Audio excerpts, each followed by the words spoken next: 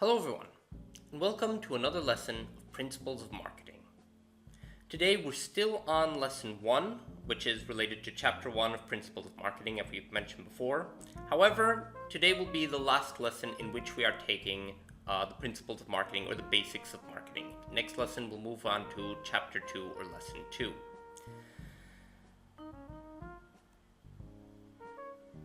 Today's lesson, we're going to be focusing on building customer relationships to gain value. Now, we've talked before about marketing strategy. We've talked about the concept of customer value and how we're not just out to get money or something like that from customers, and also that we're not just out to sell them a product, we're out to provide them with value.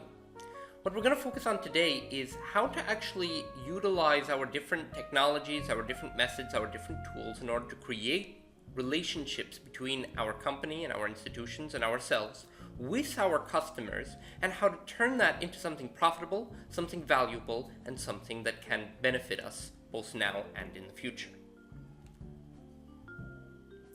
The first section, we are going to talk about just in general customer relationships. First of all, we need to understand what exactly is a customer relationship and how are they handled. Now, there are different kinds of basic relationships. On one side of the spectrum, we have the basic relationship. Basic relationship is the kind of general, you come to my store, you buy the product, you pay money, I give you the product or the service, and that's it. Of course, it can go a little bit more than that, a certain kind of maybe follow-up, maybe it comes to, maintenance or communication or anything like that.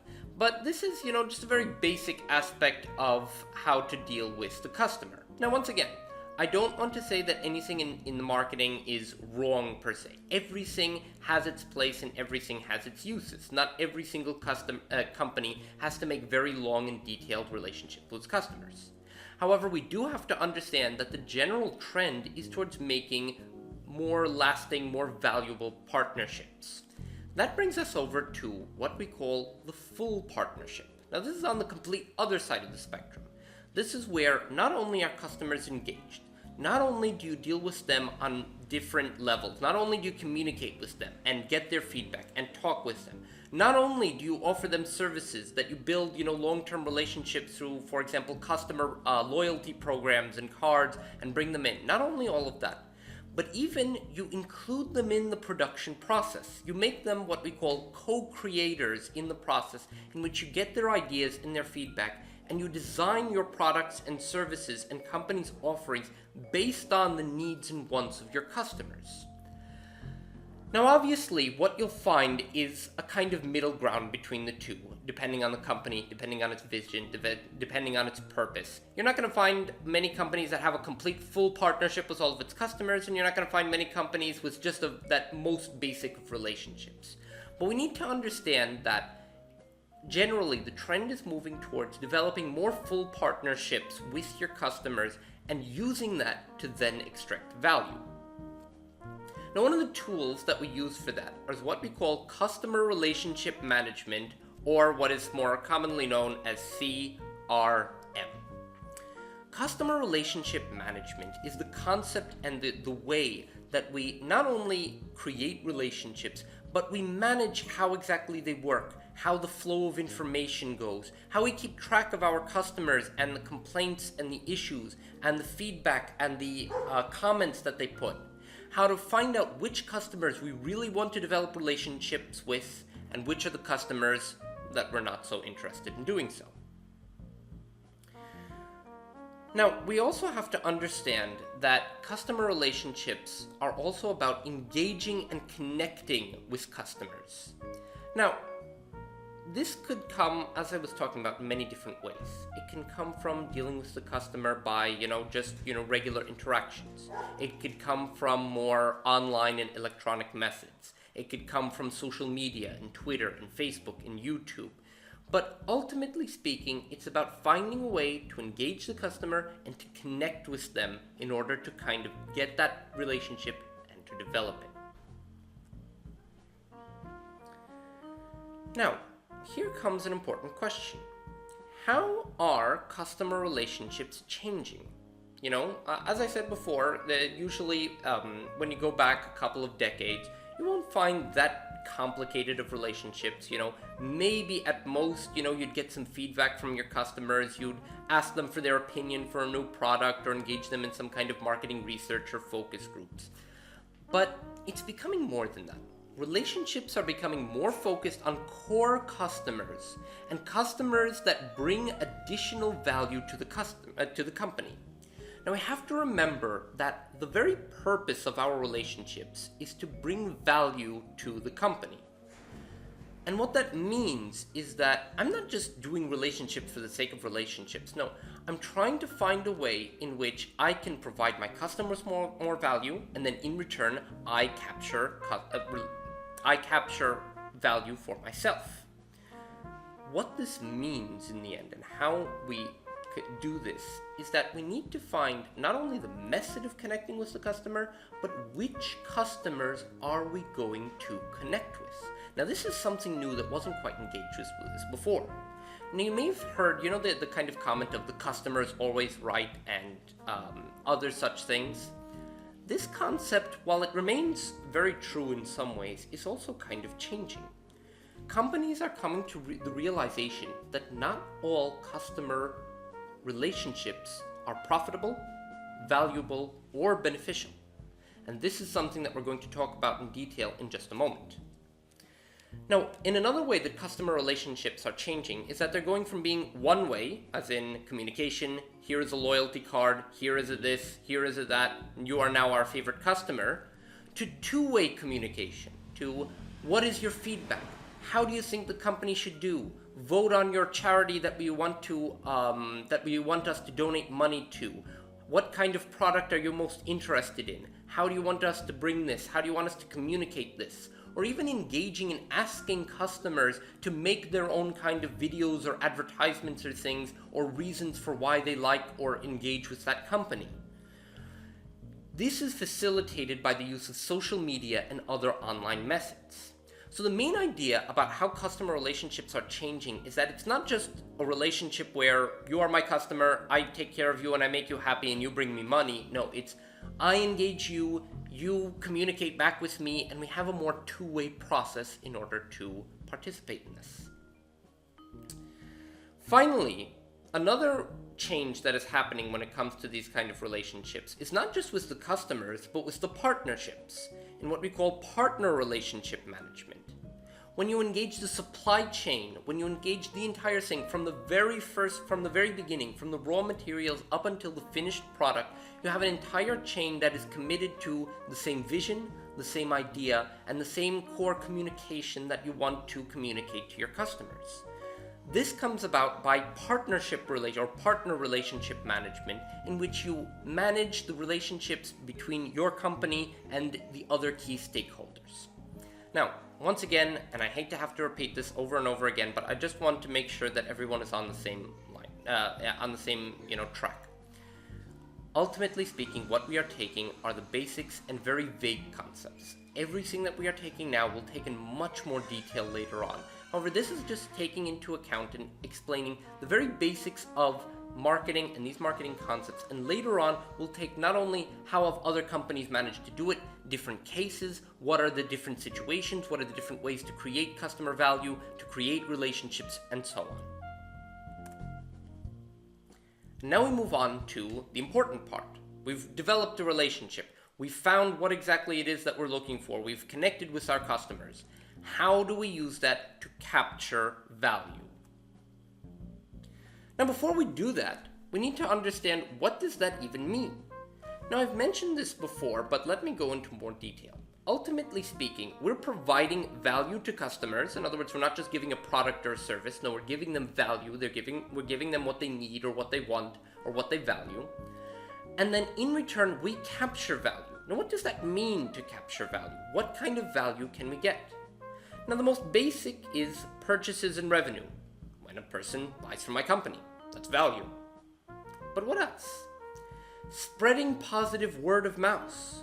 When a friend tells a friend about this good company, about this good product, that you should buy from this company because it was really great. When a customer has a relationship with your company and loves your company and loves to engage with it, he's going to tell his friends, he's going to tell his family, he's going to tell all of these different people, which will get you more customers and will add, once again, value to your company. Repeat purchases. What we call customer lifetime value is over the, for example, 30 to 40 years of the customer's engagement with your company, how much money will he give? In another way, let's say a customer that over his entire life, he would have purchased $100,000 worth of goods from your store or your company or whatever. Now imagine something bad happened, he got a really bad experience and he got scared away. Do you just miss out on that £500 or $500 or $1,000 purchase? No. You miss out on the $100,000 of purchases that he would have given you throughout his entire lifetime of being a client or being a customer. So you have to understand that you measure the value that you get from a customer not by the couple of purchases that he makes, but by every single purchase that he will make since the time that he first finds your company and buys something to the time that he buys the last product that he can from the company. Finally, we move on to share of customer, which is also sometimes referred to as share of wallet. What this means is a lot of times I'm not just trying to get market share by meaning that I want to get 30% of the customers in the market. No. What I want is that I want a greater percentage of the customers' expenditures to come to my company. Think of a big company like Amazon. In the beginning, they started as a bookstore. Then they expanded and they became just more of a general electronics, a general online store that sold many different products. What they're trying to do, especially like if you think about, I think what they called it Amazon Green, where they're expanding into fresh vegetables, they're trying to expand their share of wallet. They pretty much already sell to all of America and a huge percentage of the world. In many cases, they're not trying to increase their market share. They already sell to almost everyone. No, they're trying to increase their share of wallet. They want you, instead of to spend only 5% of your total expenditures on Amazon and then 10% at Walmart and 15% at Kmart and 20% at Home Depot and all these other things. No, they want 10% to go to Amazon. They want 20% to go to Amazon. So this is another way that we research value in terms of not just what they buy or how much they buy, but how much of a percentage of their overall money goes to you as opposed to your competitors. Now, obviously, there are many other ways that you could calculate and consider value. However, this is outside of the scope of what we're talking about right now. This brings us over to the concept of customer equity. Customer equity is the total value of your customer base measured by that concept usually in quantitative terms of customer equity. In other words, I'm measuring how many customers he'll get.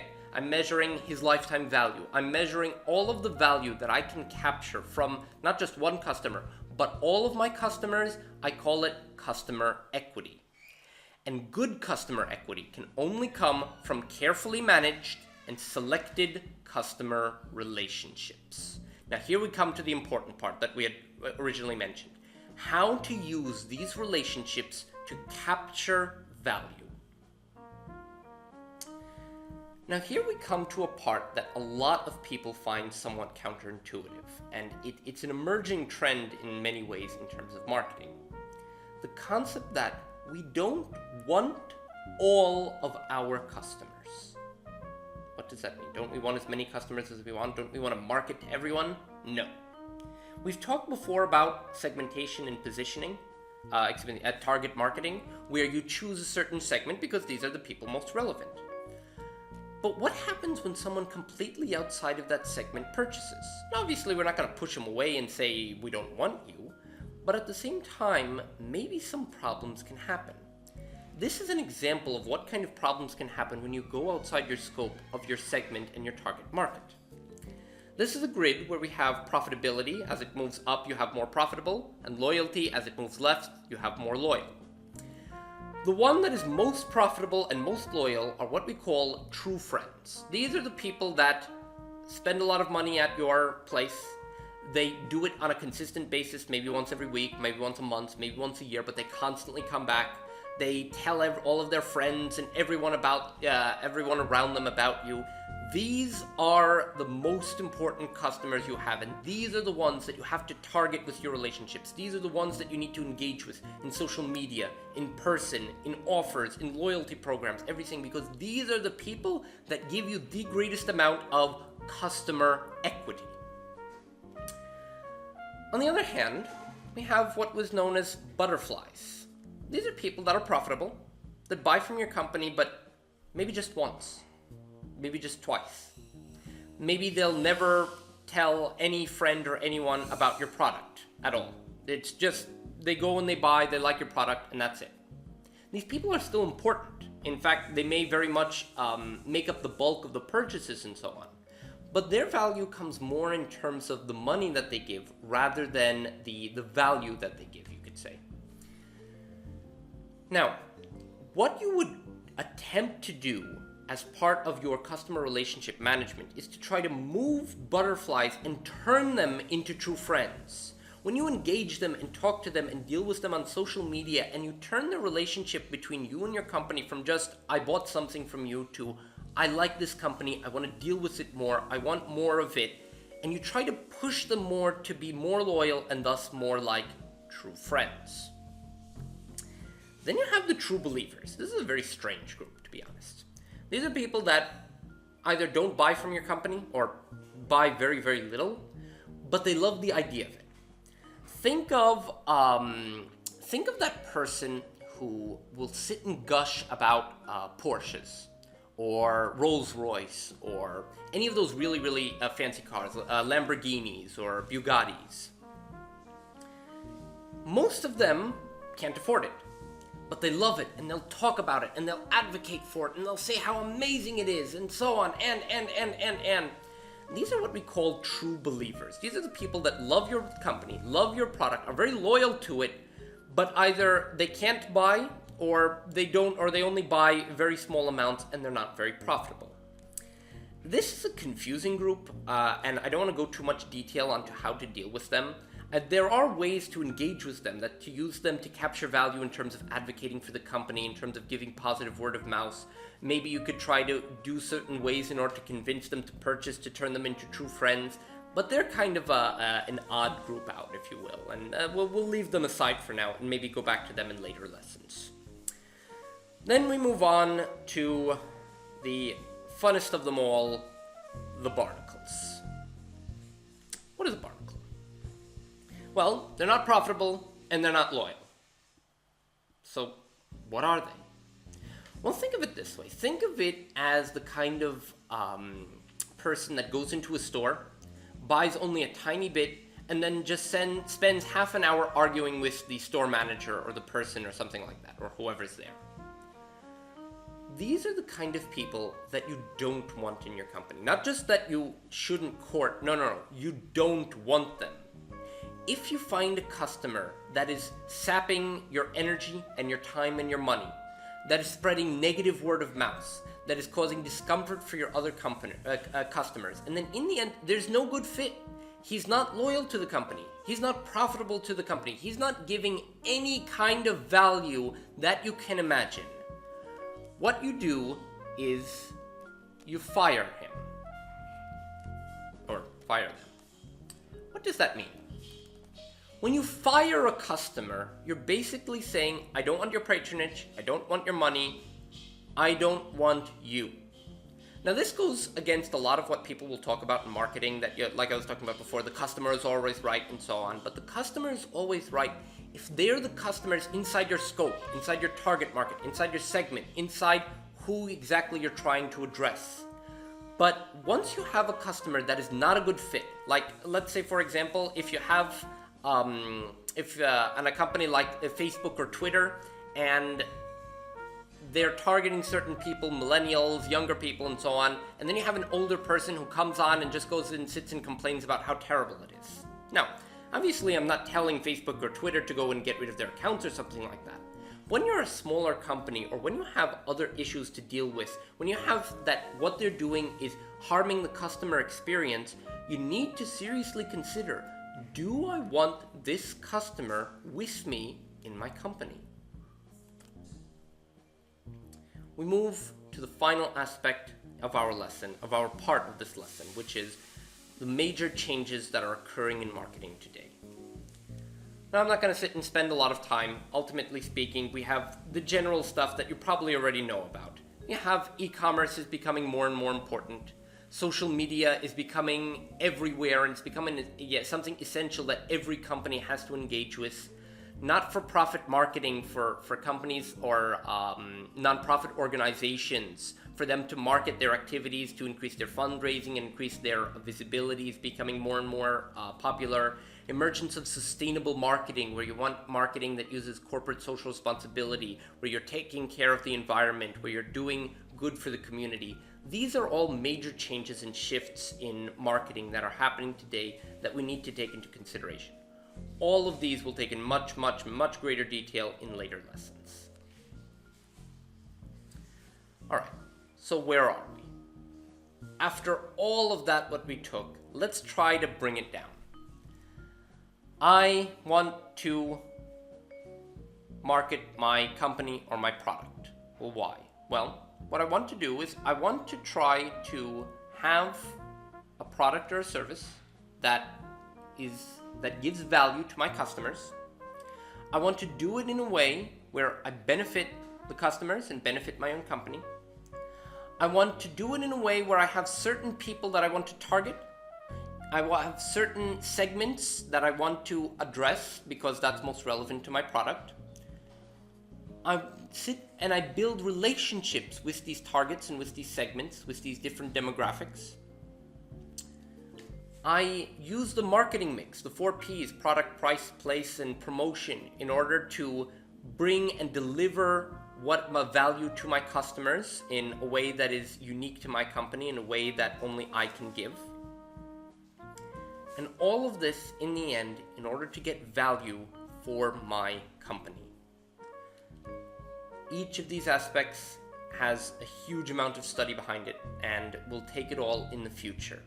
But taking this all in the beginning gives you a better comprehensive look as what it means to engage in the process of marketing. Marketing is not just advertising or making billboards or TV ads or something like that, or what are sales or what a lot of people think.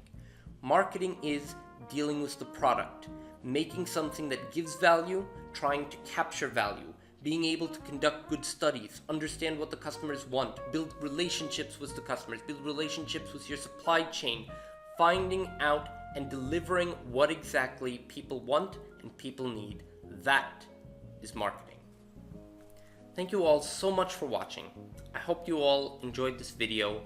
I'll be making a lot more regularly than before. I'm sorry for the really late and long delay in the uploads. However, I'm going to be getting back to it and working really hard on that, and doing a little bit better in the future.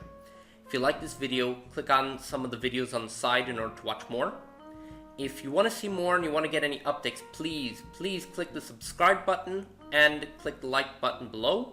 If you have any comments, you want any ideas that you want to give me, any topics that you want me to cover, leave me a comment.